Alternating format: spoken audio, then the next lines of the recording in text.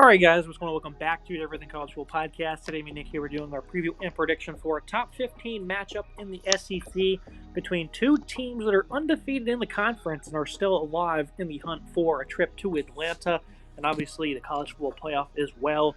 2.5-point line in favor of the Aggies. 53.5 is the total. 7:30 p.m. Eastern Time on ABC from Kyle Field in College Station. Previewing the LSU offense, Garrett Nussmeier, he's the heart and soul of this offense. This is a legit gunslinger guy who throws with plenty of heat, 65% completion rating, over 300 yards a game, 18 touchdowns, 6 interceptions. Nick, against Ole Miss, it was a bit of a rough effort. He ended up delivering in crunch time, though, on fourth down. Ended up giving them, a tied ball game, then in overtime delivered a dart for the score.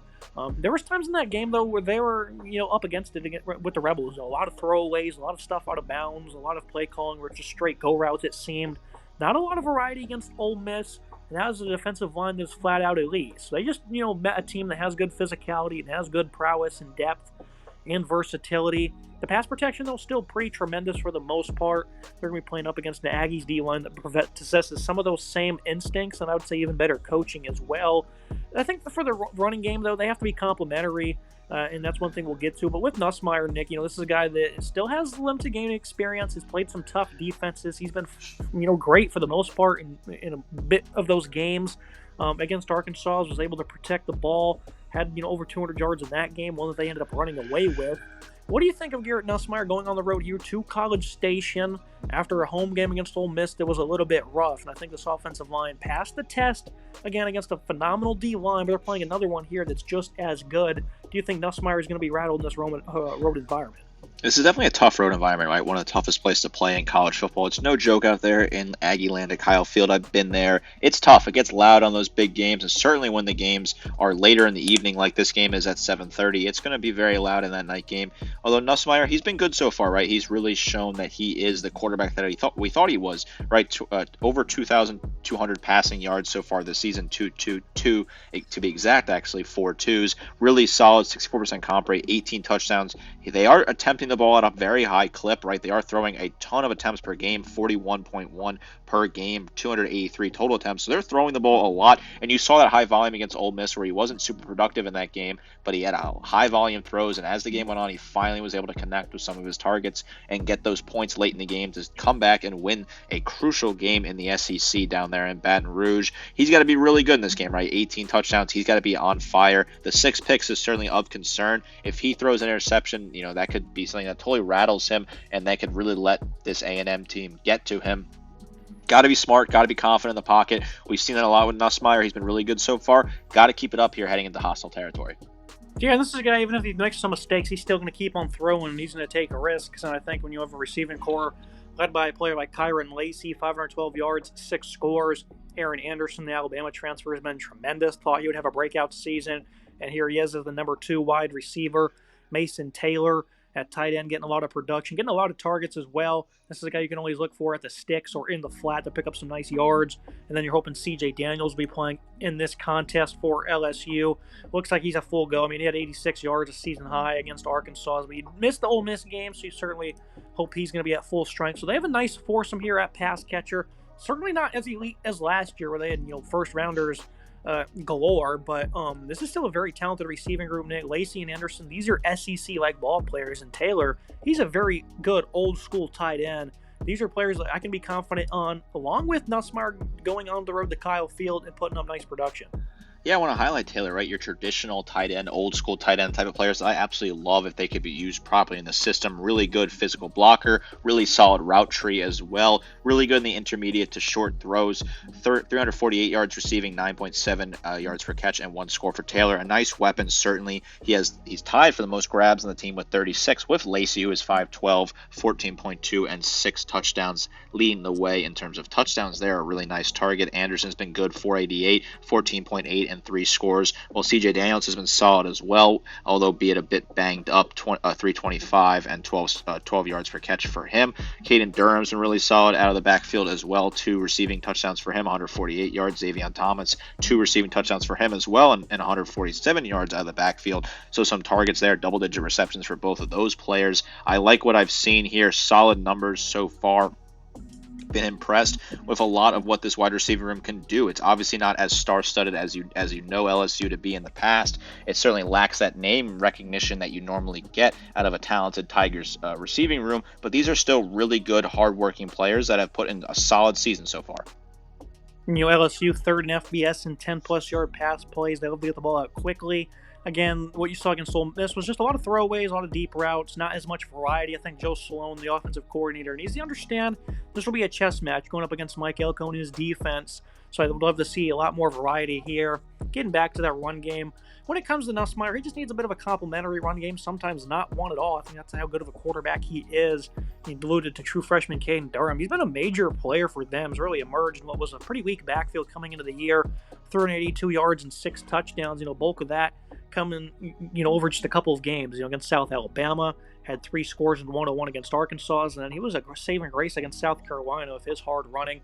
Showed some nice power. He was a guy that certainly wanted to win that game, and he's been good in the backfield at times. Just seen a 3-game stretch where he was impactful there. Has been a little bit quieter though as of late out of the backfield, but I think that's something that's got to be involved as well in this playbook. Is he's a tough runner, hard to bring down. He's an asset as a pass catcher against this Texas A&M defense, Nick. It's going to be hard to find breathing room, but he can be an X factor, I would say. They also have some other guys like Josh Williams, who's a bit of a power runner at 210 pounds. He's got 3 scores this year. Caleb Jackson hasn't really been much into the equation, but they have 2 running backs there that can be X factors. You got to be able to fight hard, especially at the goal line and these short down and distances, and I think LSU all of a sudden has that in their backfield. I like Durham a lot. He's been really solid on the ground for this team, 128 yards per game on the ground, 1.6 touchdowns, 4.6 yards per carry. Durham's been solid, 382, 6.2, and 6 scores. He's been really good in the red zone. Williams has been good, 218, 4 yards per carry, and 3 scores. Jackson's got a few touches here and there. Well, 40 touches, but he's been more of a weaker average for him, 3.6 yards per carry, 145 for him. And then John Emery and Xavier Thomas have gotten a few touches between the 2 of them. I like what this running back room has. We had questions about it in the preseason. We thought it wasn't going to be that great, but I think Durham's turned into a really good player, and then Williams has been a really complimentary back. This has been a decent running back room so far this season. Of course, you have an offensive line that's one of the best in the country. Will Campbell, left tackle, tremendous player. Left guard Garrett Dellinger, he's an All-American of how good he's been in pass protection. Miles Frazier, right guard's also just been on a brick wall in pass pro. Emory Jones, a little bit more inconsistent at right tackle in terms of his pass protection, and then a first-year starter in DJ Chester at center as well. But this is an offensive line I'm very confident in going into this game. Now you look at a Texas A&M offense, one that has certainly been inconsistent. Connor Wigman, obviously he's only played in 4 games this year, struggled against Notre Dame, got back in the fold against Missouri and had a phenomenal contest, but everything was open in that game. Missouri played as bad as you can play on defense. The wide receivers were wide open. The running lanes were easy to come by. A lot of yards after catch as well. Turns around against Mississippi State. Has a bad game. 217 yards, a touchdown, 2 picks. Connor Wigman, what are we going to get from him, Nick? Because they hosted the Irish in the season opener. It was terrible. Also had 2 picks in that game. Completed 40%. I think he has weapons that we can be confident in. Guys like Noah Thomas, Cyrus Allen, Jabari Barber as well. But Wigman has to be on point because this LSU defense is improved, even though their secondary isn't all that great. He's still going to have to be in rhythm. He's going to have to make tough throws, deal with occasional pressure. Right now, I'm just not confident he can do that. We've seen 2 quarterbacks run this offense, Wigman and Reed. It's been a bit of a weird balance between the 2 of them. Wigman, probably the better player on paper, but Reed's having, a better performance in limited opportunities. Wigman so far this season, 61% comp rate, 718, 3 touchdowns, 4 picks. Like you said, it's sort of like a coin flip of him, heads or tails. What performance are you going to get? Are you going to have a great day? Previously, you're going to have a bad day against Mississippi State. Which of the Wigman are you going to get? He's struggled with inconsistency throughout his entire college career, and that's been a big downfall for him. It's questionable, right? I don't really know what we're going to get out of him. I think he's a really solid piece. I think some of these weapons are starting to step up finally, but you still want to see more out of some of these receivers in this receiving room to give him a little more help. I'm concerned about this offense. I think they will ultimately find a way. I think Wigman will have a good day when push comes to shove, but this is certainly something that's giving me cold feet when you look at it from an A&M perspective, because if he plays like he did against Mississippi State, they could be in for a very long night in Aggie land. Yeah, I certainly think Wigman's going to have some of those same opportunities in spurts of guys having separation and being open, check downs, being able to pick up first downs. Will he be able to, provide his consistency, though, in those regards remains to be seen. Now you look at a Texas A&M rushing attack that's been great against Mississippi State. Wasn't their strongest outing, 136 in that one. They faced a physical Notre Dame defense, put up almost 150 rushing in that game, so it's complimentary. This rushing attack has shown the ability to completely take over games, Nick, and even though the LSU defense certainly stepped up to the challenge, especially since that South Carolina game where they got beat to the boundary a lot. This is a team that likes to run between the tackles a ton, and I certainly think that they have the power and physicality to get it done. Le'Veon Moss, Amari Daniels, they've been really good runners. Marcel Reed, maybe you'll see him get involved in certain sets to try and throw off this Tiger defense. What is your confidence in this rushing attack, who has been great, but at times they've been kind of stuck in the mud and haven't exactly been overpowering in some of these SEC games? They have struggled at times to be overpowering, but they are still a unit that is really good this year, 218 yards per game, 5.4 and 2.3. Yes, some of that's running up a score against weaker teams, but Le'Veon Moss has been really good, 674, 6.4, and 8 touchdowns for him. Amari Daniels, 292, 4.2, and 5 touchdowns. He's really solid in the red zone. Reed, when he's playing, what could you get with him? Wegman's not a bad runner either, right? He has 19 carries for 112 yards, about 6 yards per carry. So there's a lot of different variety in this offense. I think Moss and Daniels, it's a really solid 1-2 punch. Expect Moss to get the bulk of the carries here and be a bit of a leader. You could play Reed in there, throw some stunts certainly, and kind of confuse this Tigers defense that's been getting a lot better as the season goes on. That's a tough matchup, right? This is a run defense that's getting better as the season goes on, and Moss and Daniels, they have to have a good day if A&M's going to win this game. And left tackle, you have Trey Zone, who's having a phenomenal year. Left guard, Chase Basantis, he's been very consistent in his own right. Kolono Fayu at center, not as sound. Amarj Reed Adams, I think he's been a really good right guard for them. And that right tackle, Demetrius Crownover, has been, a little iffy himself in pass protection. This is a lot of size, a lot of physicality this offensive line is going to bring to the table, but there will be opportunities, I think, to crack them at times. Now we move to the LSU defense. But after the South Carolina game, you just really thought that this defense wasn't going to get any better, and they didn't look great at times against UCLA, giving up some big plays. And, of course, Harold Perkins goes down. And since then, they've been great. I know they give up 464 yards to Ole Miss, held them 26 points, though, held them to a lot of field goals. The run game, they were able to control it against Ole Miss. They didn't spark many I think they had one big run play the entire game for the Rebels. And then last week against Arkansas is maybe one that people considered a trap game. It's for 3-point favorites, and they won by numerous scores. This defense is actually really good all of a sudden, Nick, and obviously this will be a great opportunity to prove it. Braden Swinson at defensive end, 8.5 TFL for him.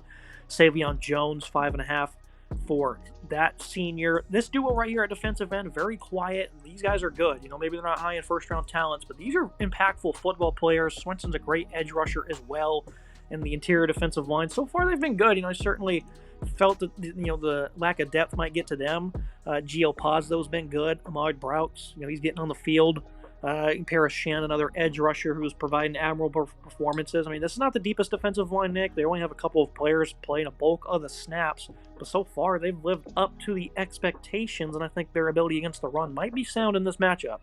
This has been a defense that's looked leaps and bounds better than I think we could have expected. They've really gotten a lot better over the past couple of weeks. When you take out the Ole Miss game when you're playing a high-clip offense, 17 points against UCLA, giving up 10 against South Alabama and Arkansas. They only gave up 26 to Ole Miss, who is a really good offense. I'm happy with that. I'm an LSU fan. This defense has certainly turned the corner. They look better, more disciplined as well. Swinson's been good, 28 total tackles, 8.5 tackles for loss, 7 sacks, leading the team in those categories. 3 pass breakups, Savion Jones, 22 total tackles, 5.5, 4.5, and 2 pass breakups for him. Gio Paz has been good, 13 total tackles, 2.5 tackles for loss, 1 sack for him. Sand has been solid as well, 13 total tackles, 3 tackles for loss, a sack. And then Ahmad Bo has been really solid as well, 10 total tackles plus a tackle for loss. I like what I've seen. This defense is really good. They're playing a lot better against the run, which is a key matchup. Is can they be strong against the run? They're giving up 114 yards per game and 3.7 yards per carry. They got to be strong against the run here because Le'Veon Moss is a really talented back. I look at the middle of this defense. Again, Harold Perkins went down, and after that game against SC, where they just got brutalized on the boundary, giving up a lot of big run plays, I thought that they were doomed losing all that athletic ability. Instead, they've gotten better. These linebackers have filled in with ease because they have so much experience, and that's something we alluded to in the preseason. Greg Penn has been phenomenal. He's a great tackler, very efficient in that regard. Has been good against the run. Whit Weeks, on the other hand, he has stepped up with ease since Perkins went down. Double-figure tackles in 3 straight games, including 18 in that game against Ole Miss. This is a guy that also has the second most TFL on the team. Also, a bulk of those coming over the last 3 contests. You talk about players stepping up, Nick. Whit Weeks has done that tremendously. I can't think of a more improved player in college football right now.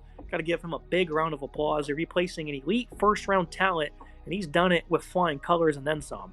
The film on Whit Weeks is phenomenal, right? When you break it down, he is all over the field. So many tackles for loss, 68 total, leading the team, 7 tackles for loss, 2.5 sacks, a pick, 2 pass breakups, forced fumble, stat sheet suffer, whatever you want to say. He's been phenomenal. The film on him is really good. I like the way he moves. I like the way he reads the offense. Got eyes for the quarterback. Really looks good. I like his momentum. I like his speed. He's a really good tackler. He's been a great leader, a player that has completely turned things around right now for this team. He's a guy that you need to see step up. The true sophomore has looked phenomenal. Greg Penn has been really good for 3 total tackles, 2 tackles for loss for him, plus 2 forced fumbles. This linebacking core, this is a nice duo. When they lost a talented player in Harold Perkins who looked like he could potentially turn the corner after having some weak appearances last year and the start this year, Weeks and Penn have stepped up and they have been really strong, really good for this defense.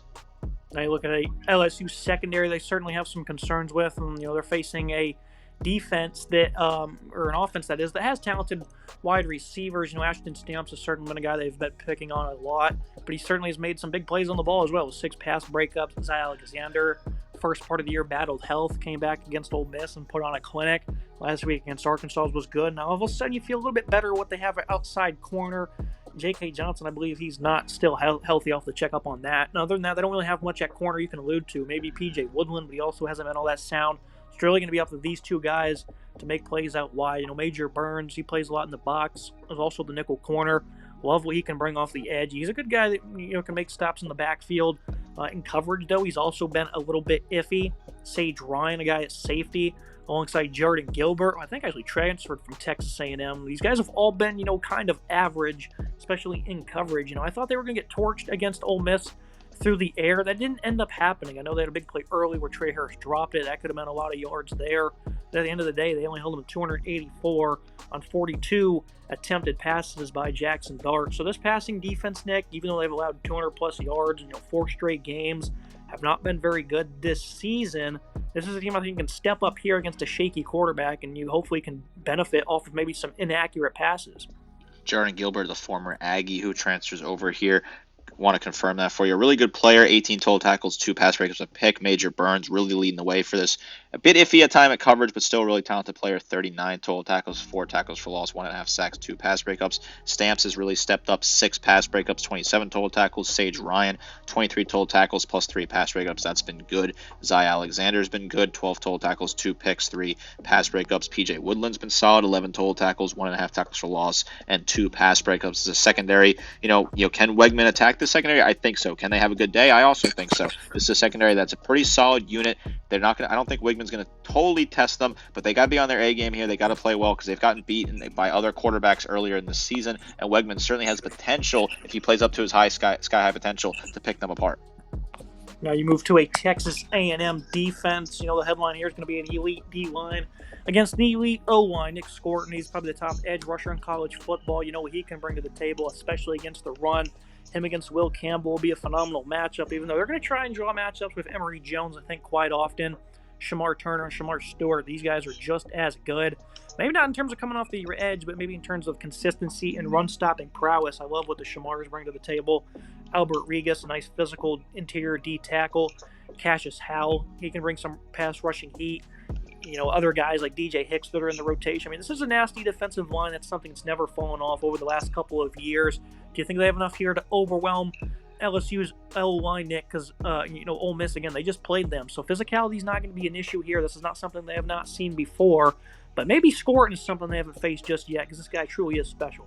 I think they can win that battle. I think Scorton's going to be the key. Obviously, whoever's going against Will Johnson will probably have a tough day, but I think you have to attack the other potential sides of that offensive line if you want to have full success. Maybe attack Jones, even though I think he is still a really talented player. Maybe go for the interior, try to attack DJ Chester a little bit maybe. I want to see what they try to draw up here. Shamar Turner's been really good, 22 total tackles, 5.5 tackles for loss, 2 sacks. Scorton has been incredible, 19 total tackles, 11 tackles for loss, 4.5 sacks, plus 2 pass breakups. Shamar Stewart, 18 total tackles, 3 tackles for loss, 1.5 sacks. Regis has been really solid, 18 total tackles, 2 pass breakups. Cassius Howell, 17 total tackles, 2 sacks from 4 pass breakups. DJ Hicks, 6 total tackles plus a sack. So a lot going on this defensive line. A lot of really talented players that are putting in solid production. I like this unit. I like them to get after Nussmeier a little bit here and make him uncomfortable on the road. in the middle of this defense. You saw it all the way back in the opener against Notre Dame. They had opened up some running lanes at times. And they've certainly been more consistent since then in terms of positioning, but you certainly think that maybe they can attack some of these players. Teron York, that was a great player.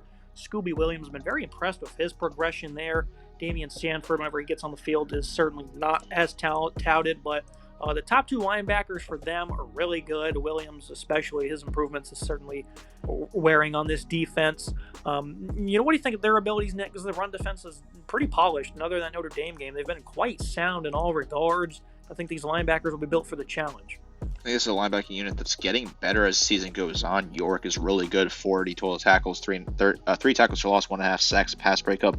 He's been really good in the middle. Scooby Williams is really continuing to improve. 26 total tackles, 4.5 tackles for loss, a pick, and 2 pass breakups. Well, Sanford, underrated player in my opinion, 19 total tackles, 3 tackles for loss, a sack, 3 pass breakups. Pretty solid coverage asset. I like to see him get involved a little bit here. I think he's an underrated player. Now you look at the Texas A&M secondary, one that I thought coming into the year would be one of the nation's best units, and so far they've really played to a high standard. They've got 9 touchdowns allowed, 8 picks. They're 10th in FBS and opponent completion rating at 54%. They've, really held most of their opponents in check. I know Michael Van Buren had almost 250 yards, kind of playing from behind in that game. Missouri did absolutely nothing. Arkansas was able to spark some big plays. Bowling Green, of course, for some reason, they're just able to hang in games against tough opponents. But this is a secondary that has never really plagued them. But in a matchup like this against the toughest passing attack you'll see all year, maybe it's an opportunity for some of these guys to get exposed, because Jaden Hill in the slot, he's been pretty awful for them. Him and Brian Mays will certainly be rotating, but Hill has not been great, even though he does have some nice speed to him. At corner, you have Dees Ricks, who's playing good. Will the Blanket Lee, Nick, it was pretty funny, the shenanigans he was pulling. I'm pretty sure that was him. I don't know if we ever confirmed that, but it seemed like it was when Missouri came to town. And he certainly has earned the ability to, kind of talk some smack with his coverage abilities this year. He'll have opportunities against some great receivers, though, in this one. And then Javen Thomas, another corner, gets on the field. He's been, about average for them. And at the safety spot, Bryce Anderson, a versatile player I'm a big fan of. His tackling ability's been absolutely poor, though, as this has run defense. Very sound player in coverage, but going up against Caden Durham, it's going to be hard to bring him down. So you'll be able to break down with better fundamentals. And Marcus Ratliff has been a pleasant surprise for them. What do you make of this secondary? You got a couple of transfers, you got a couple of young guys, you got a few players that returned from last year's squad. So far, they've been great, not perfect. Toughest to tackle see so far.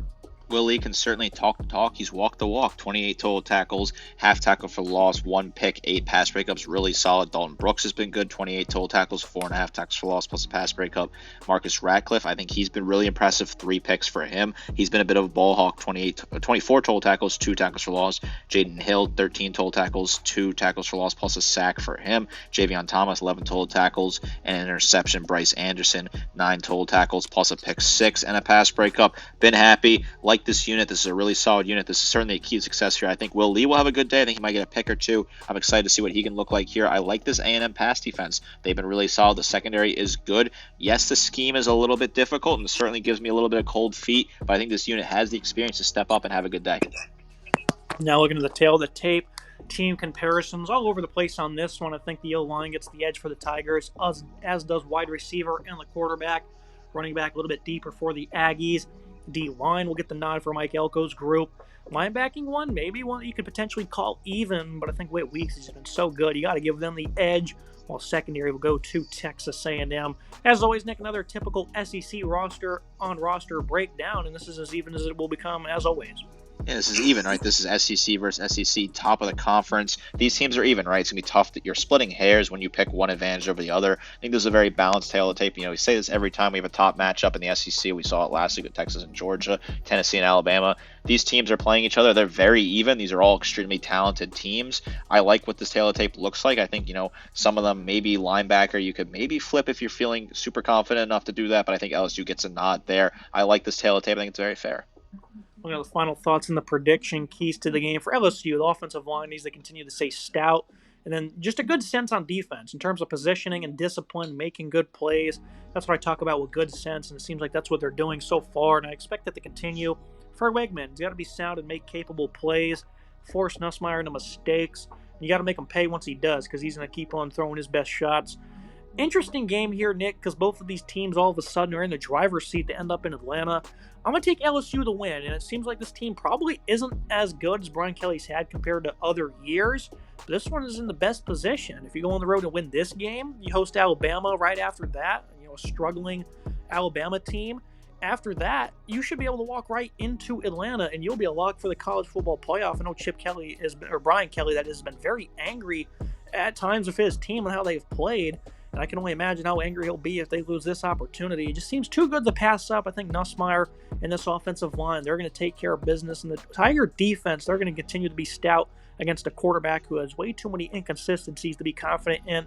What an opportunity in front of the Tigers, though, Nick. One that's kind of been handed right to them. Certainly a favorable schedule when you look at it for LSU, who lost to USC to open the season. They travel to A&M, then they host Alabama, Vanderbilt, and Oklahoma all at home, have a trip to the Swamp against the lowly Florida Gators. That's a really winnable stretch. Alabama's not as good as we thought they would be. Vanderbilt, obviously shocking some people being ranked, props to them, ranked for the first time in 10 plus years. But they're still, Vanderbilt at the end of the day. Oklahoma's been horrible this year. Florida's not very good. But I also think the stories look at A&M, right? They have a pathway certainly in front of them now. They get this game at home, and they also get Texas at home. Their two biggest games left this season are at home.